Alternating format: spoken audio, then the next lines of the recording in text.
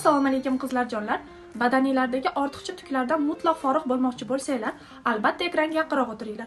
Bugun biz sizlar bilan eng zo'r hisoblangan, meni testimdan o'tgan klientlarimdan yaxshi odzivlar olib kelgan har bitta epilator apparatlarini obzor qilamiz. Har bir inson marraga yetishi uchun ham pog'onalardan o'tish kerak. Shuningdek, siz ham badaningizdagi, yuzingizdagi keraksiz tuklardan xolis bo'lishingiz uchun ham o'zini pog'onalari va ishlatish qonun-qoidalarini yaxshilab o'rganib, o'shalarga rioya qilishingiz kerak bo'ladi. Va to'liq raspakovka videoni Instagram Reels'imga qo'yilgan silka orqali YouTube'ga o'tib, to'liq videoni o'sha yerda ko'rishingiz mumkin. Epilatorda biron bir zonamizga ishlatmoqchi bo'lsak, birinchi qiladigan ishimiz yaxshilab o'sha joyda britz qilib olish. Keyin esa ochkisini taqamiz.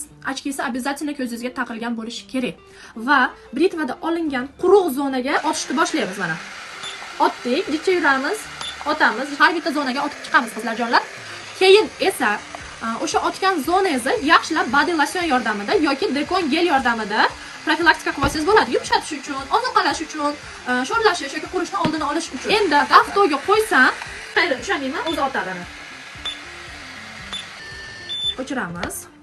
Qizlar, ba'zi bir holatlarda lazer epilatorni uy sharoitida ham, salonda ham ishlatish mumkin emas. U qanday holatlar?